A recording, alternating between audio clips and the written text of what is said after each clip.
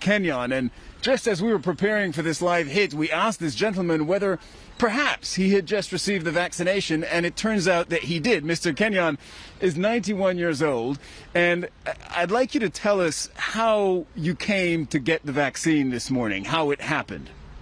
I rang up Guy's Hospital, which I know very well, so I've lived in London most of my grown-up life, and I said, "What's this thing, you're doing the vaccination?" They said, "Yes." And then they spent various times asking me questions about this and that, not very interesting, and I said, "Yes, no, yes, no." And they said, "We'll come at 12:30.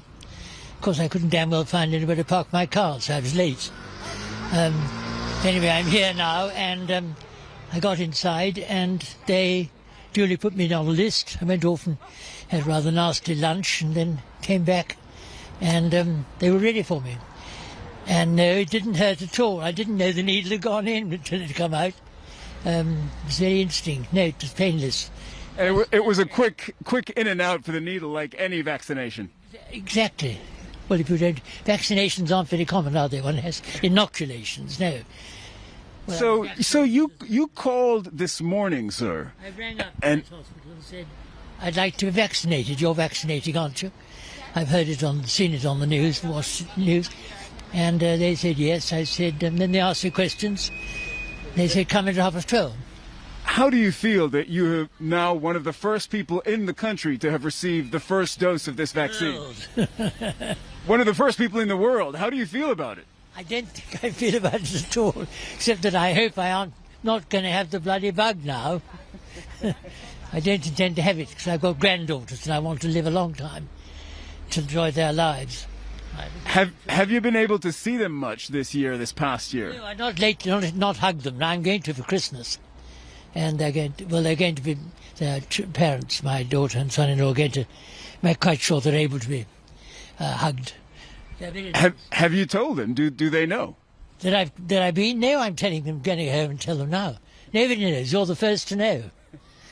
So they're going to get the good news that soon you will have protection from this virus. Exactly, yes, that's right. They will. Of course, I'm going to tell my family. They don't know I've been here today. I haven't got time to ring up. I understand. Family that consists of daughters and grandchildren. I understand the hospital gave you a card? Yes. What is it? Can you show us? What does it say on the card? There you are. Have you ever taken a picture of that? It just says my name and when I'm to come for the follow-up in 10 days' time or so. And it's got my name on it, and that's about it. Very unexciting.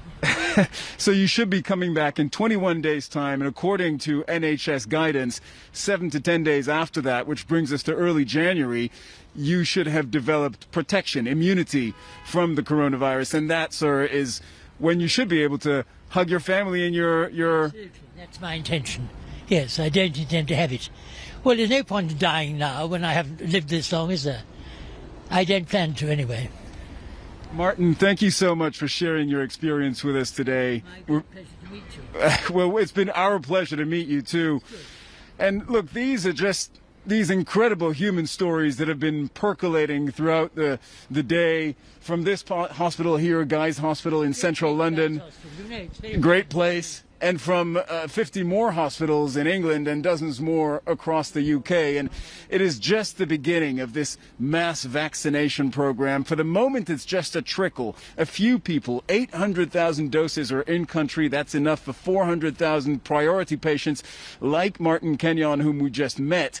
And of course, the program is going to be ramped up over time to include wider sections of the population. Back to you.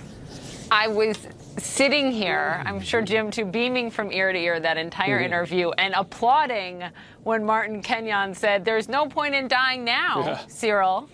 I've made it to 91. I'm afraid I've lost the connection here. Oh, okay. Well, thank you, Cyril. That was a highlight, right, Jim? I mean, can you ask for anything better? Yeah, no point in dying now. That's a life mantra. It was great to see, and we hope Martin's family was watching as well.